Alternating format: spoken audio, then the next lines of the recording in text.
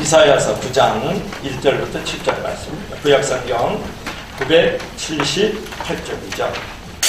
몇 년 전 여름에 이제 미국에 사는 한 아빠가 8살 된 아들하고 10살 된 딸과 함께 뉴저지 인근에 이제 바닷가로 수영을 하러 갔어요.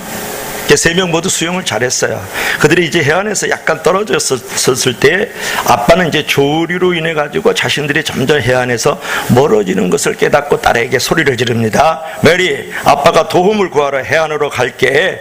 지치면 거꾸로 배영을 하면서 물에 떠다니고 있어. 그렇게 얘기를 했어요. 아빠 연락을 받고 즉시 이제 구조대원들이 이제 출동해서 어린 소녀를 이제 찾아다녔죠. 그 소식을 들은 수백 명의 사람들이 해안가에서 이제 구조 소식을 초조하게 이제 기다리고 있었습니다. 그리고 마침내 수색 4시간 만에 이제 그 무태에서 상당히 떨어진 곳에서 이제 소녀를 이제 찾게 되었어요.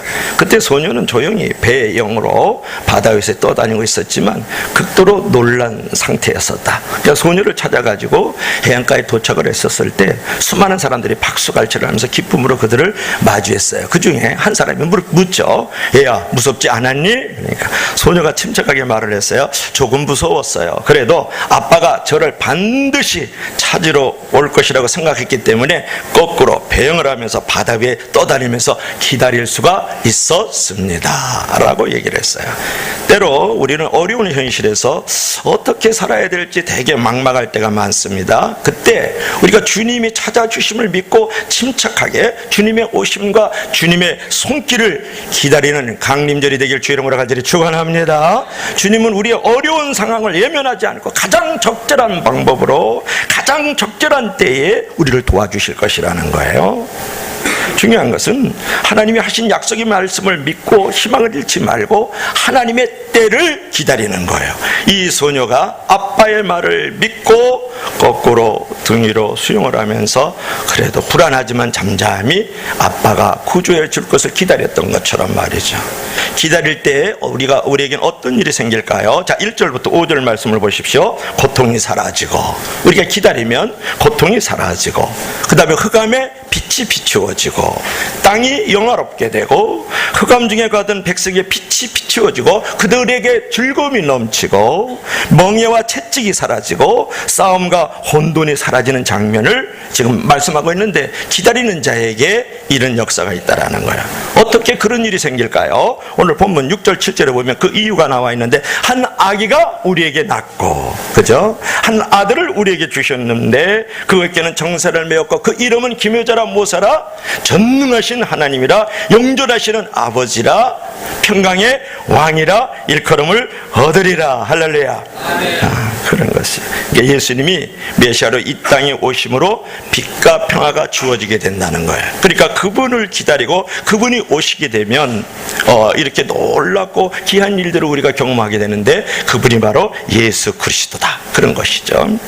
이 구절을 보면서 우리가 6절 7절 말씀을 보면서 주님의 성육신이 얼마나 복된 일인지 우리가 다시 한번 깨닫게 되지 않아요? 성육신이 뭡니까? 영어로는 인카네이션 그러는데 이제 육신으로 이 땅에 이제 만들어져서 오셨다, 그런 말이에요.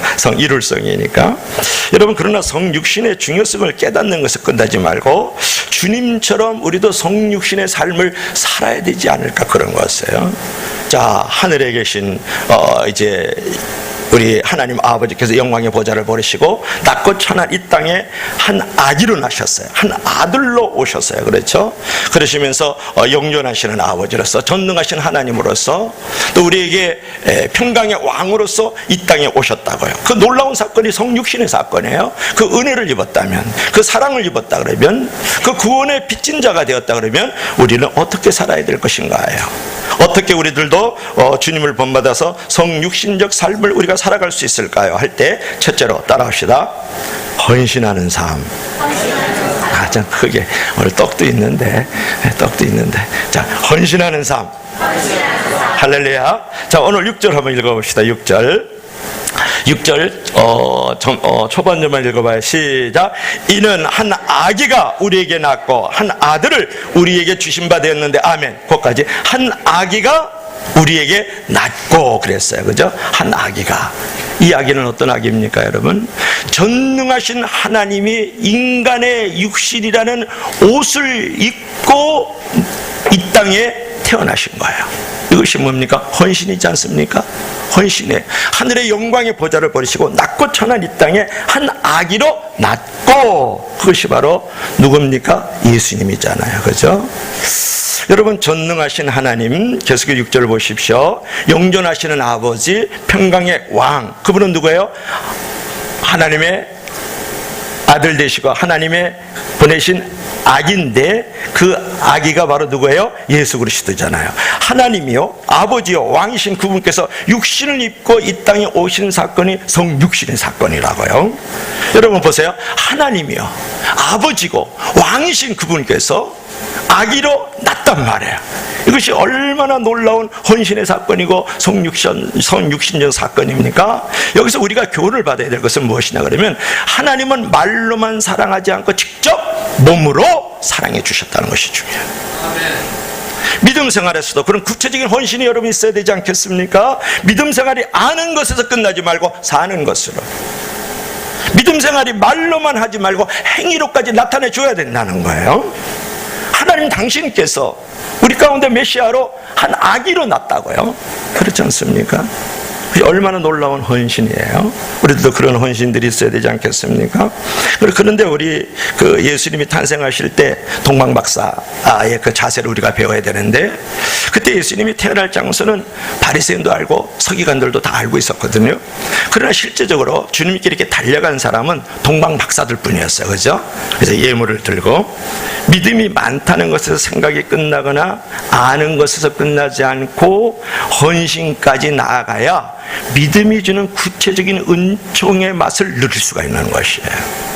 동방박사들이 그 먼 길을 달려와서 주님 앞에 어떻게 했습니까? 주님, 우리가 제일 먼저 달려왔으니까 황금도 이렇게 이렇게 보배도 다 드리니까요, 우리에게 듬뿍 은혜를 주시옵소서 그랬습니까? 아니죠. 그들은 아기께 경배하고 보배압을 열어서 예물을 드렸어요. 겉으로는 어리석은 것 같지만 그것이야말로 가장 현명한 일이라고 생각하지 않습니까? 현명할 뿐만 아니라 그것은 가장 보람되고 최종 승리로 가는 길이지요. 여러분, 목회를 하면서 솔직히 체험하는 한 가지 사실이 있는데, 그것은 뭐냐면, 인간은 드릴 때 삶이 풍요로우고 넉넉해지고 살아야 될 가치와 의미가 있다는 거예요. 사랑을 하나님께 드려보십시오. 그러면 내 영혼에 사랑이 부어지잖아요. 10개를 하나님께 드려보십시오. 10개가 없어서 허전한 것이 아니에요. 공허한 것이 아니고, 10개를 드린 것 이상으로 보이는 은혜와 보이지 않는 은혜가 내 영혼과 마음에, 나의 삶의 환경에 만들어지는 줄을 믿으시길 바랍니다. 모든 사람은 자기만 생각하는 자기 우상화의 본능이 있잖아요. 그러나 성도에게는 그런 본능을 극복하고 헌신하는 마음이 있어야 돼요. 하나님께서, 그죠? 한 아기로 이 땅에 나타났다고요. 얼마나 큰 헌신이에요. 그죠? 그런 헌신이 있어야 진정한 의미와 행복이 우리에게 다가오는 줄을 믿을 수 있기를 바랍니다. 자, 두 번째로 따라합시다. 우리가 헌신할 수 있는 것은 사랑하는 마음이 있어서 그래요. 두 번 따라합시다. 사랑하는 삶. 사랑하는 삶. 자, 6절 우리 초반절 다시 한번 읽어봐요. 시작. 이는 한 아기가 우리에게 낳고 한 아들을 우리에게 주신 바 되었는데, 여기서 뭐라고 했습니까? 한 아들을 우리에게 주셨다. 이것이 매우 중요한 말씀이에요. 한 아들을 주셨다. 성경 기절이 오늘 새벽에 강론을 하다가 요한복음 3장 16절이 떠올랐어요. 하나님이 세상을 이처럼 사랑하사 독생자를, 예수님을, 메시아를 주셨으니, 이게 중요하잖아요. 저를 믿는 자마다 멸망치 않고 구원을 얻게 하려 함이라, 영생을 얻게 하려 함이니라. 믿으시면 다 같이 아멘. 그 말씀하고 어떻게 이렇게 매치가 될까요? 한 아들을 주셨다. 누가? 하나님 아버지께서 아들을 주셨다고요. 십자가에 내어주신 거예요. 그것도 십자가에 달려 죽이시는 자리까지 내어주셨다고요. 여러분, 10,000원 한 장 옆에 있는 사람에게 내어주기 쉽지 않을걸요. 그렇지 않습니까? 마음은 더더욱 그렇고요. 한 아들을 우리에게 주셨다. 독생자를 주셨다, 그런 말이에요. 예수님을 주셨다, 그런 말이에요. 이 얼마나 놀라운 사랑의 사건입니까? 그죠?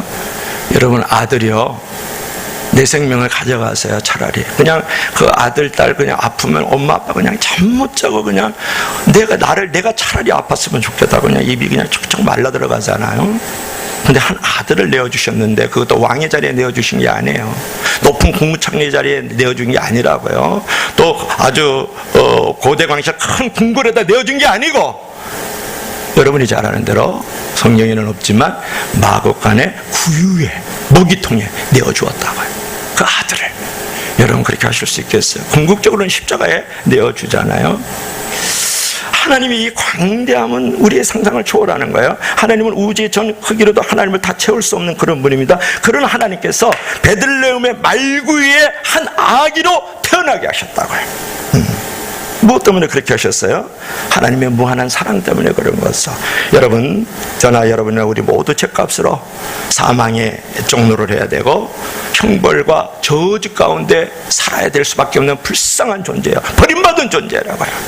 지옥 갈 존재였다고요. 그런데 하나님의 아들 대신 우리 주 예수 그리스도를 하나님께서 내어주셨어요. 그죠? 아들을 주셨으니 내어주심으로 말미암아 그 십자가의 사랑으로, 그 아들을 내어주신 사랑으로 우리가 사망에서 생명으로, 그죠? 저주에서 축복으로, 형벌에서 영원한 영생으로 만들어진 줄로 믿을 수 있길 바랍니다. 이 놀라운 사랑, 우리가 사랑에 빚진 자들이에요. 이 놀라운 은혜에 빚진 자들 아닙니까? 이 놀라운 사건을 우리에게 지금 이사야를 통해서 우리에게 말씀하고 있죠. 자, 그러면 그 하나님의 은혜를 깨닫고 감사하고 사랑하는 마음을 가지고 있으면 하나님께서 우리의 마음구에 찾아오셔서 우리와 언제나 함께 하실 것이고, 그 사랑에 빚진 것을 갚아야 되지 않겠어요? 그 은혜에 빚진 것을 갚아야 되지 않겠습니까? 우리는 늘 채무의식을 가져야 돼. 물론 주인의식도 가져야 되지만 우리가 채무의식을 가져야 되는데, 하나님의 사랑에 빚진 자예요. 한 아들을 내어주셨으니까 말이죠. 여기서 우리는 무엇을 배울 수 있을까요? 어떤 사람이 오른쪽 다리를 다쳐가지고 기부스를 했다 그러죠. 그때 오른쪽 다리는 편히 지냈지만 왼쪽 다리는 사랑의 수고를 2배로 해야 되죠. 오른쪽 다리 다쳤으니까. 그러자 오른쪽 다리는 더 약해졌고 다시 스스로 활동하기까지 엄청난 고통이 있었다. 그러나 왼쪽 다리는 더욱더 튼튼한 다리가 될 수 있었다. 자, 사랑하고 희생하는 사람은 영혼이 더 풍성해지고 튼튼해지는 줄로 믿을 수 있기를 바랍니다. 그러나 세상적인 가치에 신경을 더 쓸수록 영적 가치는 빈약해지는 것이에요. 세상적 가치는 무엇입니까? 이제 자기 중심적이고 또 아주 개인주의적인 그런 사상에 우리가 이렇게 그 세속주의에 우리가 물들어 있을 때 우리의 영혼의 가치는 빈약해지고 핍절을 많이 느끼는 것이죠. 불행해지는 거죠. 중요한 것은 사랑하면 할수록 풍부해지고 안 하면 안 할수록 빈곤해지는 것이에요. 사랑은 모든 것을 풍성하게 만드는 지상 최대의 힘인 줄로 믿을 수 있기를 바랍니다. 이게 세계적인 테너 가수들이 노래를 잘하는 비결은 무엇일까요? 그랬을 때 생각지도 않게 그들이 모두 한결같이 하는 말은 뭐냐면 사랑이 노래를 잘하게 합니다. 그런 것은 여러분, 사랑을 정말 해야 봉사도 잘해요. 사랑을 해야 부부관계도 잘, 다이아몬드 갖다 주고 목걸이 갖다 주고 성탄절에 카드는 예쁘게 쓰는데 사랑은 없고 돈만 가고 물건만 가. 그러면 좋은 시간이 아니죠. 사랑을 모르면 목소리 빛깔이 죽는다는 것 아니에요? 그래서 사랑의 힘이라는 거예요. 여러분이 잘 아는 사람, 토틀리하는 사람은 그런 말이죠. 이웃을 사랑하기 위해서 죽을 준비를 완료한 사람들. 누구를? 크리스천들. 그들은 이웃을 사랑하는데 미친 사람들이었어요. 그래서 엄청난 핍박 중에서도 천국의 삶을 나누고 천국의 삶을 살았다고요. 경제적으로 풍요로웠어요. 삶이 넉넉해서 그렇지 않았죠. 그럼에도 불구하고 그들이 사랑의 힘이 있으니까, 누구를? 주님을 사랑하는 힘, 이웃을 사랑하는 힘, 세상을 사랑하는 힘이 있으니까 넉넉하게 천국을 만들어가고 천국의 삶을 나눌 수가 있는 거예요. 여러분이 살아가는 힘은 돈에 있지 않다고요. 명예에 있지 않다니까요. 높은 지위와 신분에 결코 있지 않아요. 어디에 있습니까? 사랑에 있는 줄로 믿을 수 있기를 바랍니다. 그러니까 오늘날 사람들은 자기를 사랑하는 데 집착했죠. 자기 우상에 많이 빠져있죠. 냉혈 동물들이 되어가는 것 같아요. 그죠? 요즘에 일어나는 모든 일들을 보면 그렇지 않습니까? 외적으로는 전혀 부족함이 없는데 그들의 삶은 지옥이에요. 왜냐? 그 안에 사랑의 빛이 없어요. 즉 예수 그리스도가 없다고요. 또 예수 그리스도의 빛을 받아서 사랑의 빛으로 살아가지 않기 때문에 지옥인 것이에요. 무엇이 문제입니까? 사랑이 없는 것이 문제죠. 이제 우리는 다시 우리가 성육신을 통해서, 즉 하나님께서 이 땅에 오셨다, 한 아들을 내어주셨다는 이 놀라운 사건 속에서 우리가 두 번째로 교훈을 받는 것은 우리가 이제 사랑을 회복해야 된다 라는 것을 믿을 수 있기를 바랍니다. 그리고 어느 대학 교수가 이제 학생들에게 묻죠. 그 알코올 중독자인 남편은 집안의 가구들을 다 내다 팔아가지고 술을 마시고 돈이 떨어지면 돈을 내놓고 아내를 심히 욕하고 때리고 구타한다네. 게다가 아내는 폐결핵에 걸려서 자신의 몸을 가누기도 힘든 상태인데 원치 않은 임신까지 했어. 아이를 낳아도 잘 키울 수 있을지 알 수 없는 상황이라면 이 태아를 어떻게 하는 것이 좋겠나, 이렇게 교수가 학생들에게 물었더니 한 학생이 저요 그러면서 맹구처럼 손들고 단호하게 대답하죠. 낙태시켜야 되죠. 그러자 교수가 말합니다. 자네는 지금 방금 베토벤을 낙태시켰어. 수태된 태아는 베토벤이었네. 베토벤을 낳은 후 얼마 안 돼요. 그 어머니는 폐결핵으로 사망했지만 베토벤은 11살 때부터 극장을 돌면서 예술을 시작했다네. 그는 태어날 때부터 불행의 터널을 통과한 사람이었지만 불행의 조건을 오히려 위대한 음악을 탄생시킬 수 있는 창조적 조건으로 승화시켰지. 만약 그때 낙태되었다면 어쩔 뻔했는가, 그런 것은. 교수가 다시 학생에게 질문을 합니다. 결혼을 하려는 사랑하는 약혼녀가 자신과 잠자리를 같이 한 적도 없는데 불구하고 알 수 없는 임신을 했습니다. 어느 날부터 배가 불러온다 그러면 어떻게 해야 좋겠는가? 그러니까 한 학생이 손을 번쩍 들고 당연히 약혼을 취소하고 헤어져야 되겠죠. 그러자 교수가 말합니다. 지금 자네는 마리아와 요셉을 이혼시켰어. 그리고 수태된 아이는 예수라네. 요셉은 이 황당한 사건을 조용히 해결하려고 했지, 꿈에 나타난 천사의 말을 듣는 그는 마리아를 보호하는 사람이 되었고 결국 구세주가 탄생할 수 있었다네. 만약 그때 요셉이 약혼을 취소하고 마리아와 헤어졌다면 어쩔 뻔했는가. 엄청난 사건이 벌어질 뻔했죠. 저와 여러분이 만날 일도 없죠.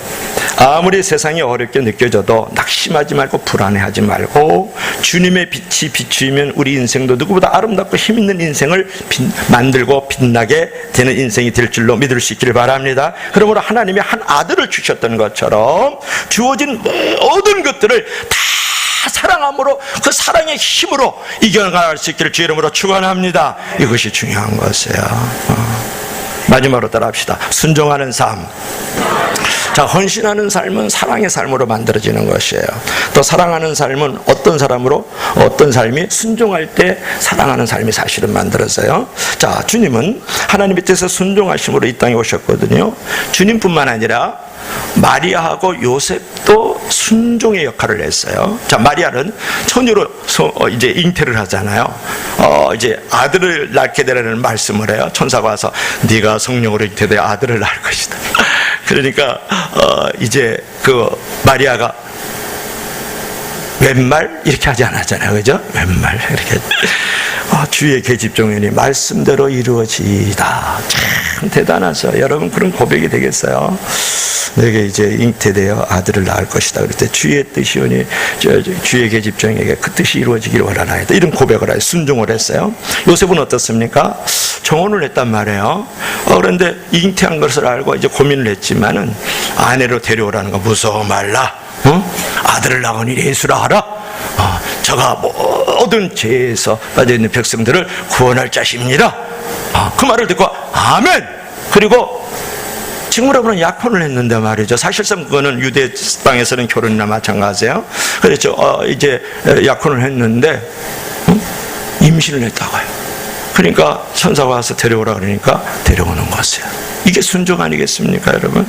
그래서 그 명령에 순종해서 성육신의 아름답고 위대하고 놀라운 역사가 이루어지는 거야.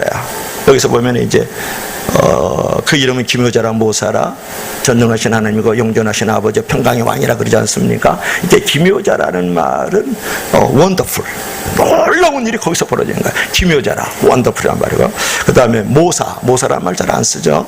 모사꾼, 그래서 우리 부정적으로 쓰는데 카운셀러야. 그러니까 그분이 우리 모든 인생을 상담해 줄 수 있는 분으로 그분이 오셨다고요. 그리고 그분은 우리의 영원한 아버지, 보호자를 말하는 거고, 그분은 전능하신 하나님, 전능하신 분이고 우리의 영원한 왕이신데 평강을 주시는 분이세요. 만약에 그때 마리아나 아니면 요셉이 불순종했다 그러면 이 놀라운 이 구원의 역사를 이루어갈 수 있겠느냐고요. 그런데 이제 마리아도 순종을 하고 요셉도 순종하고 예수님께서 순종하심으로 말미암아서 아름다운 그 순종의 열매가 구원의 역사를 만들어가는 줄로 믿을 수 있기를 바랍니다. 이 아름다운 작품은 아름다운 다 순종의 결과예요. 교회에서 생기는 아름다운 열매들을 보면 다 순종의 결과잖아요. 그런 사람을 보면 나도 감동받고 옆에 있는 사람도 감동받고 우리도 감동을 받고 하나님도 감동을 하잖아요. 저렇게 형편과 처지에 맞지 않지만 최선을 다해서 순종하는구나. 순종하는 모습을 보면서 은혜를 받는 거예요. 엄청난 그 메시지잖아요. 말하는 것보다도 보여주는 것이 더 큰 영향력이고 더 큰 메시지예요. 더 큰 파워예요. 가끔 어떤 분이 순종하는 모습을 보면 감동이 돼서 눈물이 날 정도에 자식을 잃어서 도저히 감사할 수 없는 행편인데 감사하는 분들이 있어요. 그분이 생각이 없고 세상 물정을 몰라서 이렇게 순종하는 것 아니지 않습니까? 자기 생각과 감정보다도 하나님을 사랑하는 마음이 더 커서 순종하는 것 아니겠어요? 그래서 하나님은 순종이 제사보다 낫다 그러죠. 잘 알죠? 오늘날 우리의 가장 큰 위기는 뭐냐 그러면 지도력 부재의 위기예요. 그죠? 지도력 부재의 원인을 능력 있는 지도자가 없기 때문에 라고 되게 말을 합니다. 그렇죠? 그러나 꼭 그 한 가지 이유 때문은 아니에요. 능력 있는 지도자가 있어도 능력 있는 순종자가 없으면 아무 소용이 없는 거죠. 아무리 귀한 정책을 내놓고 똑똑하고 도덕성 있는 지도자가 있어도요, 모두 자기 밥그릇만 챙기면서 자기 입장만 주장하면 지도력을 발휘할 수 없죠. 왜냐? 순종자가 없기 때문에. 그렇게 순종하는 팔로워들이 없기 때문에 그런 것 아니에요? 그러니까 윗사람이 아무리 좋은 정책을 펴도 아랫사람들이 움직이지 않으면 그 공동체가 저와 질서를 찾을 수 없고 능력 있는 공동체, 영향력 있는 공동체, 거룩한 공동체, 아름다운 공동체가 될 수 없다 그런 거예요. 순종하는 사람이 없을 때. 신앙생활도 교회 생활에서 가장 중요한 것은 뭐냐고 순종이에요. 순종.